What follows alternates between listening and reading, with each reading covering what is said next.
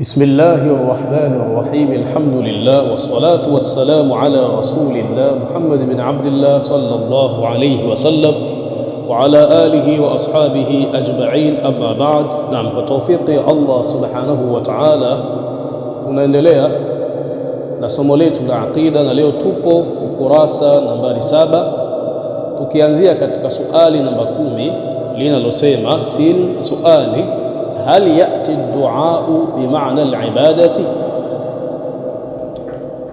Tamam. Anauliza Sheikh, hal yati ad-du'a, je, linakuja tamshi la dua bimaana al-ibadati, likiwa na maana ya ibada? Jim, jawabu naam, ndiyo. Qala ta'ala, amesema Mwenyezi Mungu mtukufu, qul innama ad'u rabbi wala ushriku bihi ahada. Qul, sema e Muhammad, innama, hakika si vinginevyo, ad'u rabbi, ninamwabudu mola wangu mlezi, wala ushriku bihi ahada, na wala simshirikishi yeye na chochote kile. Tamam. Suratul Jinni aya ya 20. Maana ya kusema mtume wetu Muhammad, au kuambiwa aseme mtume wetu Muhammad ad'u rabbi, maana yake a'budu Allah, ninamwabudu Allah. Tamam. Kwa hiyo tumeona hapa kupitia nini? Kupitia Qur'ani kwamba tamshi la ad-du'a, maana tunasema tamshi kwa sababu hichi kitendo asili yake ni masdar, kwa maoni ya baadhi ya wanawazuoni wa lugha, lakini wengine wakasema asili ya nyambuko wa vitendo ni fi'lun madhin. Tamam. Kwa hiyo anasema maana ya mtume kuambiwa aseme ad'u rabbi, tamam, maana yake ni a'budullah, ninamwabudu Allah subhanahu wa ta'ala. Kwa hiyo tunaona hapa tamshi la ad-du'a limekuja kwa maana ya nini? Ya kuabudu. Tamam. Wa qala ta'ala, na akasema Allah mtukufu, fala tad'u ma'a Allahi ahada. Ile aya jana, wa anna al-masajida lillah fala tad'u ma'a Allahi ahada, hakika misikiti ni ya Mwenyezi Mungu, ni kwa ajili ya kuabudiwa Mwenyezi Mungu. Fala tad'u ma'a Allahi ahad, basi usimwabudie pamoja na Allah subhanahu wa ta'ala ahadan, usimwabudie yeyote yule. Tamam. Hakadha Suratul Jinni aya ngapi? Aya ya 18. Alhadith, mtunzi anasema, napokea hadithi ya mtume inayosema ad-du'a huwa al-ibadatu, ad-du'a huwa al-ibadatu, dua ni ibada, akimaanisha dua ni katika matendo ambayo mazuri ambayo Allah subhanahu wa ta'ala ametuamrisha na ametutaka tuyafanye. Kwa maana mtu mbali na kuwa unatoa sadaka, mbali na kuwa una swali, unasoma Qur'ani, unafunga, lakini pia kuna ibada nyingine ambayo Allah subhanahu wa ta'ala ametutaka kwa njia ya kuwa ni an-nadb, sio wajib, sio kwa njia ya wajib.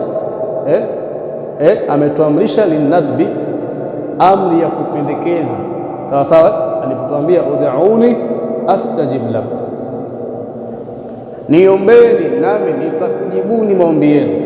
Sasa mtume wetu Muhammad sallallahu alaihi wasallam imepokelewa kutoka kwake hadithi inayosema ad-du'a huwa al-ibadatu, rawahu al-Bukhari. Hadithi hii ameipokea al-Imam al-Bukhari. Wa maana al-ibadati huna, na maana ya tamshi la ibada katika hadithi hii, alhasanatu, ni matendo mema. Kwa maana vipi? Ad-du'a wal ibadatu, dua ni miongoni mwa matendo mema ambayo Muislamu anatakiwa nini? Ayapatilize.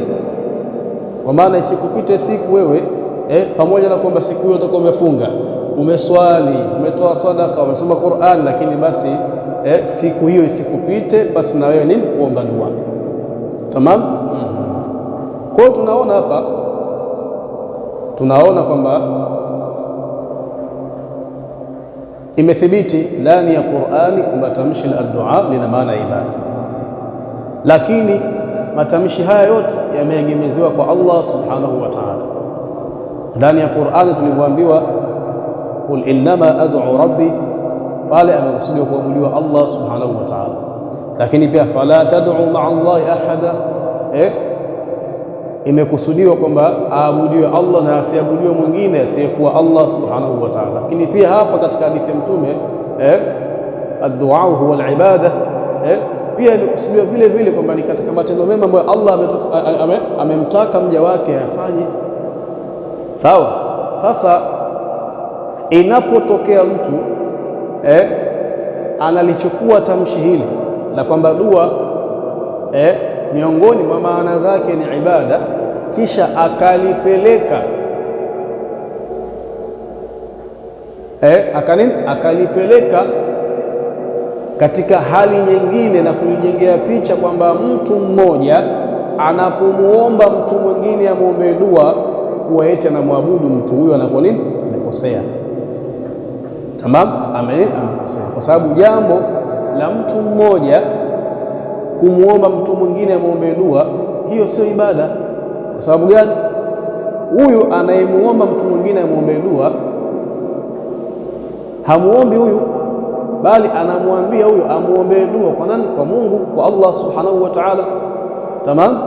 Sasa anapotokea mtu mwingine, yani anapotokea mtu ambaye ana ufahamu mbaya, au ndio hivyo tutaasubi za kimadhhab, za kimakundi kama haya mawahabi na mwingine, akaichukua hii maana kwamba tamshi la dua lina maana ya ibada, kisha akaliegemeza kwa watu hawa wawili ambao mmoja amemtaka mwenzie dua na mwingine anamwambia mwenzake nini? Dua kwa Allah subhanahu wa ta'ala, akaita kitendo hichi kuwa ni shirki, anakuwa nini? Amekosea.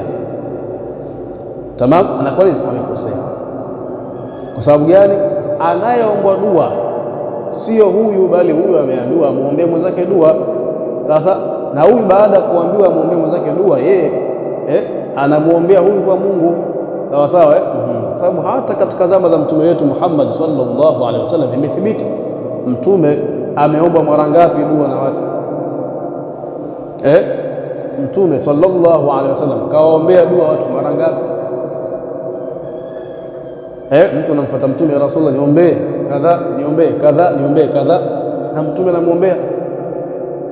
Je, yule mtu alipomwomba mtume dua amemwabudu? Hajamwabudu. Sawa sawa, hajamwabudu. Sawa sawa. Basi na sisi pia vile vile tunapoenda kuwazuru waja wema, tunapoenda kumzuru mtume wetu Muhammad sallallahu alaihi wasallam, tukamwambia ya Rasulullah kadha wa kadha, tuelekee kwa Allah subhanahu wa ta'ala katika haja zetu kadha wa kadha, basi pia hatumwabudu mtume, bali tunamuomba tuombe Mungu. Sasa tunamuomba tuombe Mungu. Sijui tuko pamoja hapo? Kwa hiyo sichukuliwe maana ya kwamba tamshi la dua kumbe lina maana ya ibada, basi ikawa mtu anapoenda kumzuru mja mwema akamuomba yule mja mwema amwombee dua kwa Allah subhanahu wa ta'ala, akaonekana kwamba anafanya shirki. Hapana, yeye kamuomba yule mja mwema amwombee Mungu. Sawa sawa, hajaenda kumuomba yule mja mwema kwamba yule mja mwema ndio amkidhie haja zake. Hapana, haenda kumuomba mja mwema, yule mja mwema amwombee huyo aliyemuomba, amwombee Mungu, ya Rabbi, amekuja mja wako kunizuru katika kadha wa kadha, basi naomba mpatie. Haka sisi tunaamini ya watu wapo hai shekhi, baada ya kufa kuna maisha mengine. Sawa sawa, na ukanusha kama baada ya kufa hakuna maisha mengine, basi wewe pia unakanusha neema za kaburini na unakanusha adhabu za kaburini. Tamam. Kwa tamshi la dua lina maana ya ibada, lakini ibada hiyo kwa Muislamu ambaye anafanya dua kwa maana ya ibada, huwa anamuomba Allah subhanahu wa ta'ala, na kusudia kwamba ile mtu kuomba dua kwamba nahitajia nikidhiwe 1 2 3, ni anamuomba Allah. Sawa sawa, lakini akimfuata mtu mwingine kumwombea dua, si kwamba ndio anaenda kumwabudu yule mtu. Haijalishi mtu yuko hai au amekufa, haimaanishi kwamba anaenda kumwabudia. Sawa sawa, anaenda kumuomba mtu huyo mwingine muombe Mungu. Sawa sawa, haka Tunaingia swali la 11. Si swali, hal yati ad-du'a bighairi ma'na al-ibadati, je, linakuja tamshi la dua bighairi ma'na al-ibadati, kwa maana nyingine ambayo si maana ya ibada? Jim, jawab naam, ndio. Qala ta'ala, anasema Mwenyezi Mungu mtukufu, la taj'alu du'a ar-rasuli bainakum ka du'a'i ba'dikum ba'dhan. La taj'alu du'a ar-rasul, usifanye kule kumuita mtume, bainakum, kati yenu, ka du'a'i ba'dikum ba'dhan, kama mnavyoitana, kama nini? Kama mnavyoitana nyinyi kwa nyinyi. Msifanye hivyo. Mkimuita mtume sallallahu alaihi wasallam, muiteni ya Rasulullah, msimuite Muhammad, ya Muhammad, ya ibn Abdullah. Msifanye hivyo. Tamam. Hichi ndicho ambacho nini Allah subhanahu wa ta'ala anaikusudia katika aya hii, kwa maana aya hii imekuja kukataza kumuita mtume kwa jina lake kavukavu, ya Muhammad, ya ibn Abdullah. Sawa sawa. Sasa umeona katika aya hii tamshi la dua limekuja kwa maana ya wito, kuita tu, sio tena nini, sio tena kuabudu. Tamam. Na hapa imekuja nini,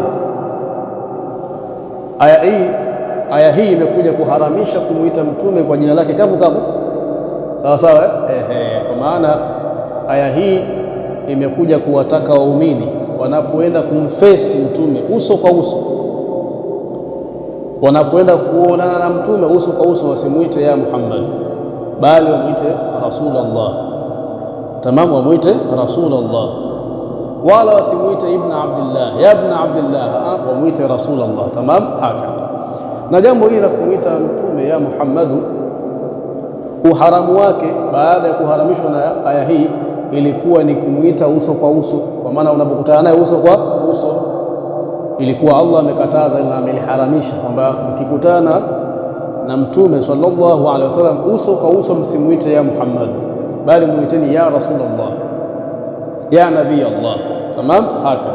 Lakini ikiwa si mbele ya uso wake, kwa maana ikiwa watu mpo mbali na yeye, yuko mbali kabisa, yuko sehemu nyingine na nyinyi mpo sehemu nyingine, hilo lilikuwa linaruhusiwa kwa ushahidi wa hadithi ya ule kipofu ambao tutakuja kuisoma huko mbele.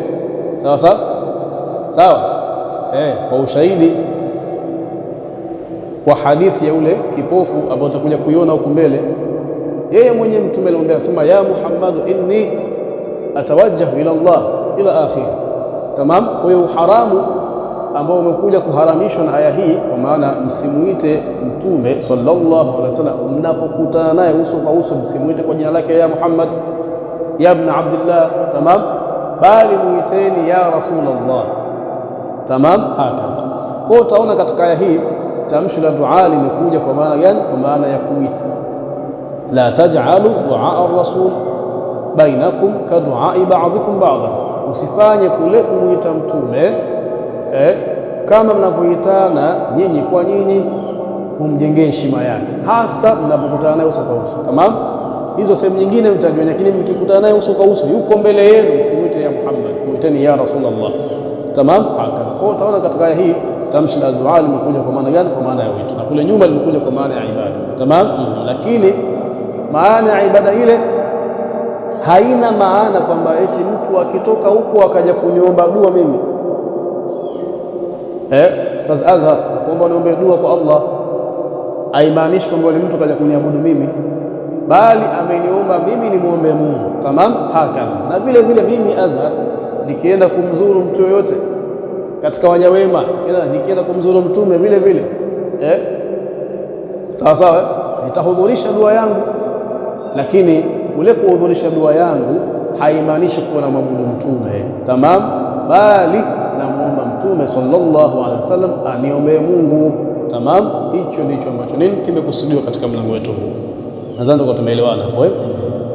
Sin suali, ma hukmu nida'i nabiyyin au waliyin walau kana ghaiban au talabi shay'in, kwa maana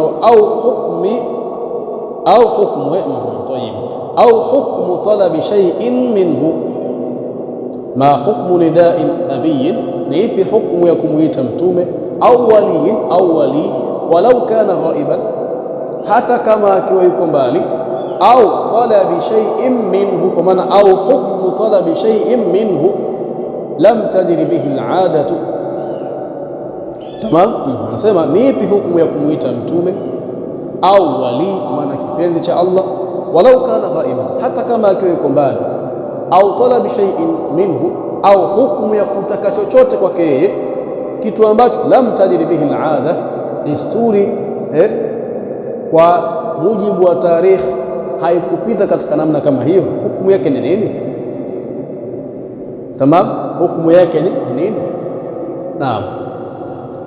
Jim, jawab, yajuzu dhalika, linajuzu hilo, linajuzu hilo, lianna, kwa sababu mujarrada dhalika la yuaddu ibadatan lighairi llah, lianna, kwa sababu mujarrada dhalika, kitendo cha kufanya hivyo, la yuaddu ibadatan lighairi llah, hakihesabii kuwa ni ibada ya kumwabudu asiyekuwa Allah. Tamam. Walaysa mujarradu qawli ya Rasulullah ishrakan billah, walaysa mujarradu qawli ya Rasulullah, na hakikuwa kitendo cha kusema, walaysa mujarradu qawli, na hakikuwa kitendo cha kusema ya Rasulullah, ewe mtume wa Mwenyezi Mungu, ishrakan billah, ni kumshirikisha Mwenyezi Mungu. Hakikuwa kitendo hichi nini? Ni kumshirikisha nani? Mwenyezi Mungu. Waqad thabata, na hakika imethibiti, anna Bilal ibn al-Harith, kwamba Bilal ibn al-Harith al-Muzaniyah ata qabra ar-Rasul, Bilal ibn al-Harith al-Muzaniyah ata qabra ar-Rasul, aliliendea kaburi la mtume wetu Muhammad sallallahu alayhi wasallam, amar ramadat, katika mwaka wa njaa kali na ukame, ayyama Umara, katika yale masiku ya utawala na ukhalifa wa Sayyidina Umar bin al-Khattab radhiyallahu anhu. Faqal Bilal ibn al-Harith al-Muzani alipoenda katika kaburi la mtume, faqal, akasema, ya Rasulullah, ewe mtume wa Mwenyezi Mungu, istasqi li ummatik, na kuomba uombee mvua umma wako, fa innahum qad halaku, kwani hakika wao wameangamia. Bilal ni sahaba kwa mtume wetu Muhammad sallallahu alaihi wasallam, na ni katika maswahaba waaminifu, sawa sawa, na katika maswahaba wanaofahamika, sawa sawa. Basi Bilal alifanya hivyo, alienda katika kaburi la mtume wetu Muhammad sallallahu alaihi wasallam, akasema, ya Rasulullah, ewe mtume wa Mwenyezi Mungu, istasqi li ummatika, na kuomba uombee mvua umma wako, fa innahum, kwani hakika wao, qad halaku, wameangamia. Hadithi ni ndefu, hapa imeletwa kwa ufupi. Urefu wake ni vipi? Bilal ibn al-Harith al-Muzani baada ya kufanya hivi aliondoka kaenda kupumzika. Alipopumzika usiku, mtume wetu Muhammad sallallahu alaihi wasallam akamjia ndotoni, akamwambia, iti Umar ibn al-Khattab, na kutuma umwendee Umar ibn al-Khattab, wa aqri'uhu salam, na umfikishie salamu zangu, umwambie mtume anakusalimia, wa akhbiruhum annahum yusqawna, wa akhbiruhum, na wape habari hao watu wao, annahum, ya kwamba hakika wao, yusqawna, watanyeshezewa mvua, maana watateremshiwa nini? Watateremshiwa mvua. Watateremshiwa nini? Watateremshiwa mvua. Hadithi hii ni sahihi, tamam, ameipokea al-Imam al-Baihaqi, tamam, ameipokea al-Imam al-Baihaqi rahimahullahu ta'ala, lakini pia akaipokea al-Imam Ibn Abi Shayba, tena limethibiti kwa ulimi wa al-Hafidh Ibn Hajar al-Asqalani katika kitabu chake cha Fath al-Bari, anasema, warawahu Ibn Abi Shayba, na ameipokea hadithi hii Ibn Abi Shayba biisnadin sahihin, wa sanadi ambayo ni sahihi, min riwayati Abi Salih as-Sammani, kupitia riwaya ya Abi Salih as-Sammani. Abi Salih as-Sammani katika tabi'in, ni katika tabi'ina. Abi Salih As-Sammani, yeye ni tabi'i katika tabi'ina, jina lake ni Dhaqwan ibn Abdullah. Naye Abi Salih ameipokea hadithi an Malik ad-Dar, kutoka nani? Kutoka Malik ad-Dar.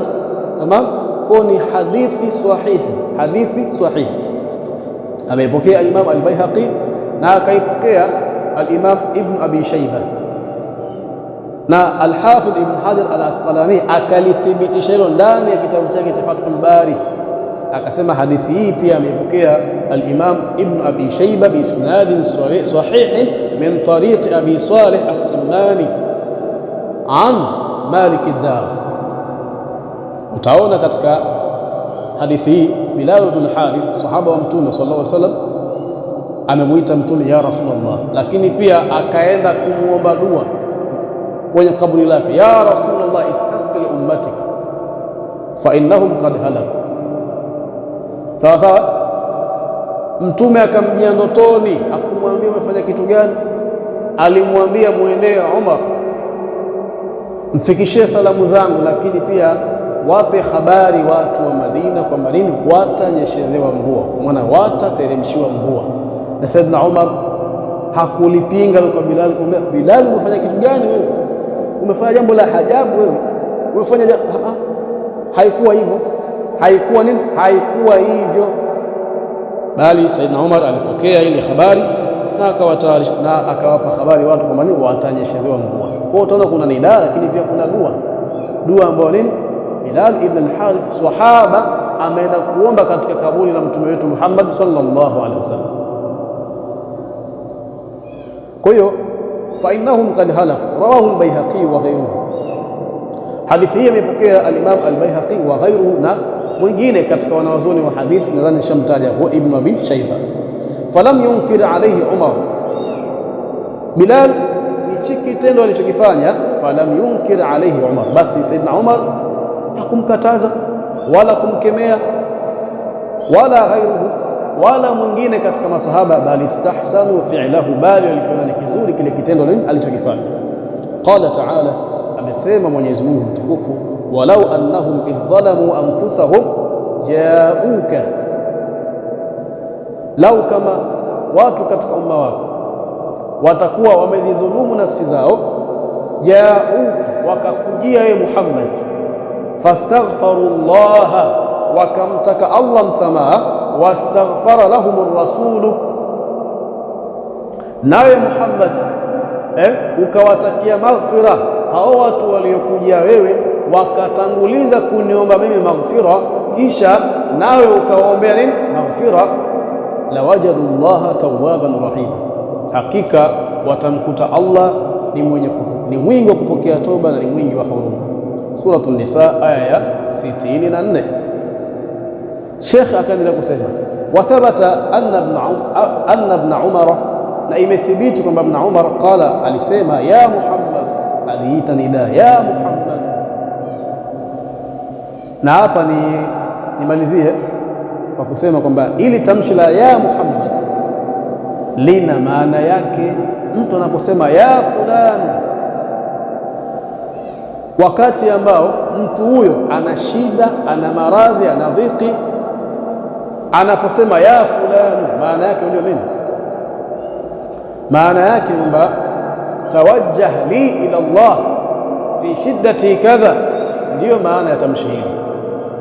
Kwa hiyo usione mtu kasema tu ya Muhammad, ya Muhammad, ya Muhammad, akawa malizii ukasema mbona endelee naishia hapa. Ili tamshi lenyewe lina maana yake. Maana yake ni tawajjah ilayya ila Allah. Tamam, maana yake ni tawajjah li tamam. Maana yake ni maana yake tawajjah li ila Allah fi shiddati kadha, ndio maana tamshi hili. Sasa Saidna Umar amelitumia tamshi hili kwa maana hiyo, kwa maana ya tawajjah li ila Allah fi shiddati kadha. Kwa hiyo imethibiti kwamba Saidna Umar ibn Umar, tamam, ibn Umar, tamam, kwa thabata anna ibn Umar, na imethibiti kwamba ibn Umar qala, alisema ya Muhammad, akiwa na maana gani? Ya Muhammad, e Muhammad, tawajjah li ila Allahi fi shifai min shalali rijli. Muhammad, nakuomba unielekee kwa Allah subhanahu wa ta'ala, fi shifai min shalali rijli, katika kunitakia shafaa kwa sababu ya nini? Ya kupooza mguu wangu. Kwa hiyo Ibn Umar radhiyallahu anhu imethibiti kwamba alisema ya Muhammad, Muhammad, akiwa na maana ya Muhammad, tawajjah li ila Allah, na kuomba unielekee kwa Mwenyezi Mungu katika hili janga la kupooza mguu wangu nipone. Ndiyo maana yake. Lamma khadirat rijluhu, pindi ulipopata kupooza. Tamam, lamma khadirat rijluhu, pindi ulipopata maradhi, pindi ulipopata maradhi ya kupooza, rijluhu, mguu wake. Maana ulipata na shalal, ulipata na maradhi ya kupooza au inaitwa stroke. Tamam, sasa alisema ya Muhammad, akiwa na maana ya Muhammad, tawajjah li ila Allahi fi shifai min shalali rijli, na kuomba unielekee mimi kwa Mwenyezi Mungu katika kuniombea kupoa huu mguu wangu ambao nini umepooza. Sawa sawa. Hakadha rawahu al-Bukhari fi al-Adab al-Mufrad. Hadithi hii ameipokea Imam al-Bukhari kwenye kitabu chake cha al-Adab al-Mufrad. Lakini pia kuna hadithi nyingine ambayo ni sahihi, hadithi ambayo ni muttafaqun alayhi, na hadithi hiyo pia mbali na kuwa ni muttafaqun alayhi, na basema muttafaqun alayhi kwa maana ameipokea al-Imam al-Bukhari na al-Imam Muslim.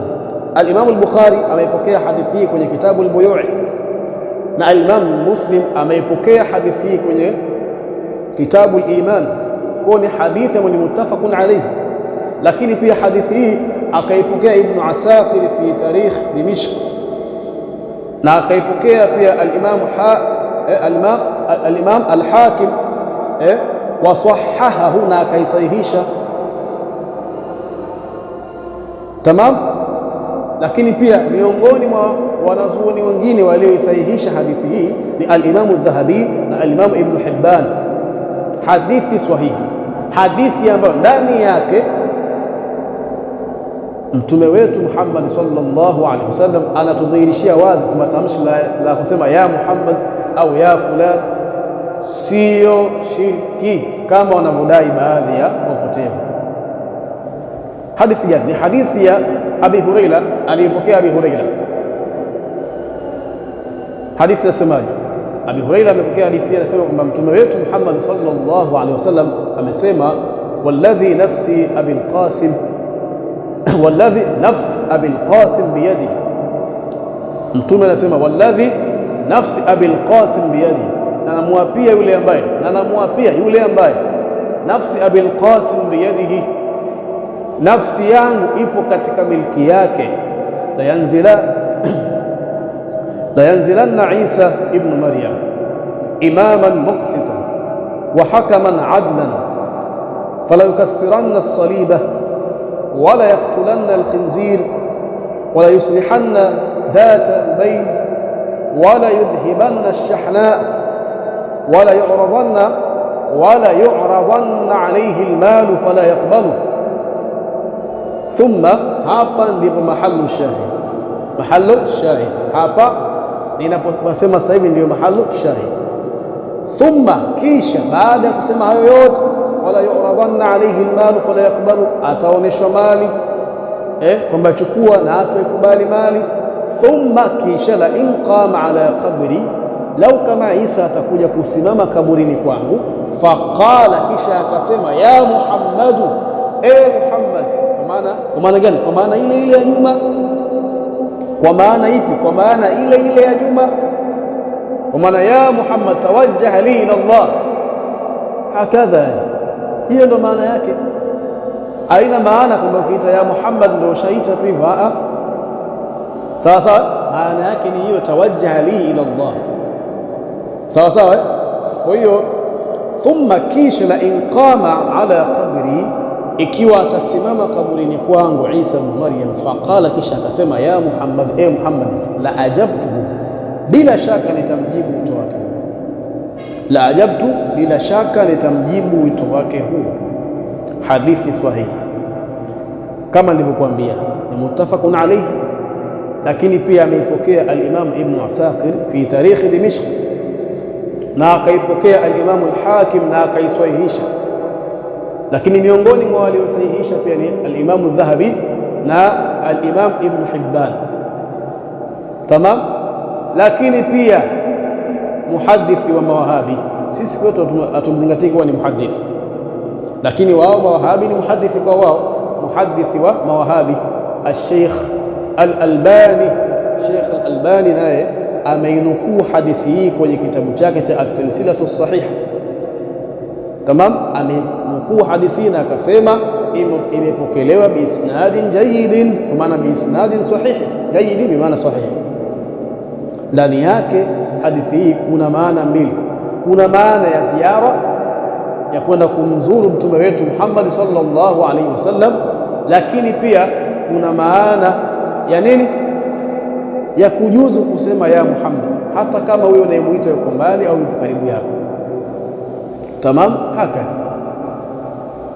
kwa hiyo mambo haya jamani yapo katika dini yetu ya Uislamu. Ingekuwa kutawassal hakupo katika dini yetu, basi Sayyidina Umar asingesema ya Allah, tulikuwa tukitawassal na mtume, lakini leo tunatawassal na ammi Rasulillah al-Abbas. Na jana nilisema Ibn Abbas, sio Ibn Abbas jamani, sio Ibn Abbas, ni al-Abbas yule mzee mwenyewe, sio al-Fadl. Tamam. Ndio maana nikababaika pale nikasema ammi, kisha nikasema ibn ammi, lakini ni al-Abbas. Hadithi ipo, utakuja kuisoma huko mbele. Tamam. Kama kutawassal, suala la kutawassal lingekuwa haliko ndani ya Uislamu, basi Saidina Umar asingesema vile kwamba Mungu, tulikuwa tukitawassal na mtume, lakini leo tunatawassal na ammi yake mtume al-Abbas. Kwa nini Saidina Umar aseme? Ni jambo lipo katika dini. Sasa kama kutabaruku lingekuwa ni jambo halipo katika dini yetu, basi lisingekuja ndani ya Qur'ani. Sawa, lisingekuja ndani ya Qur'an, na wala mtume asingelibusu al-Hajar al-Aswad. Tamam. Asingelibusu, asingeswali katika makamu Ibrahim. Sasa lakini kutabaruku kitu kipo, kimethibiti. Lakini pia kuita ya Muhammad kusingekuwa kumethibiti, au ni jambo ambalo liko nje ya dini yetu, au ni shirki, basi tusingelipokea kupitia hadithi za mtume wetu Muhammad sallallahu alaihi wasallam. Wa ila huna antahi. Al-kamalu lillah wal ismatu lil anbiya wal naqsu lana wa hadha. Assalamu alaykum wa rahmatullahi wa barakatuh wal afwa minkum.